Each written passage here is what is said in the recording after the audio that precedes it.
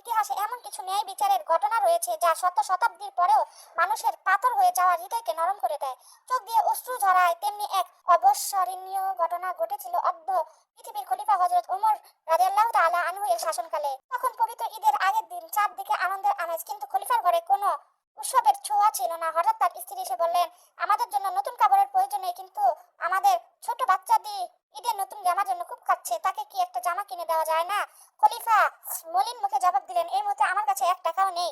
তখন স্ত্রী বললেন, আপনি তো অর্থমন্ত্রীর কাছ থেকে আগামী মাসের বেতনটা অগ্রিম চেয়ে নিতে পারেন। স্ত্রীর অনুরোধের বিরোধে খলিফা ওমর রাদিয়াল্লাহু তাআলা আনহু রাষ্ট্রীয় কোষাগারের দায়িত্বপ্রাপ্ত কর্মকর্তা হযরত আবু ওবায়দা এর কাছে একটি চিঠি পাঠালেন।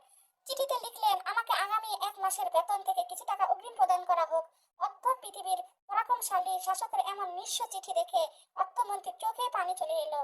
কিন্তু ইসলামের আমানতদারিতা রক্ষা করতে অর্থমন্ত্রী টাকা না পাঠিয়ে খলিফাকে একটি ফিরতি চিঠি লিখলেন। তিনি লিখলেন, হে আমিরুল মুমিনিন, আমি আপনাকে অগ্রিম বেতন দিতে প্রস্তুত, তবে তার আগে আপনাকে 2টি শর্ত পূরণ করতে হবে।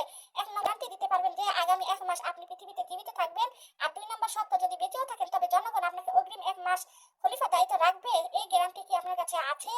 চিঠি হাতে পাওয়া মাত্র হযরত ওমর রাদিয়াল্লাহু তাআলা আনহু তার চিঠির কোনো জবাব দিলেন না এবং আল্লাহর ভয়ে তার অন্তর কেঁপে উঠল, এবং এমন দায়িত্ববান এবং সৎ অর্থমন্ত্রী পাওয়ার কারণে সে আল্লাহ তাআলার কাছে শুকরিয়া আদায় করলেন।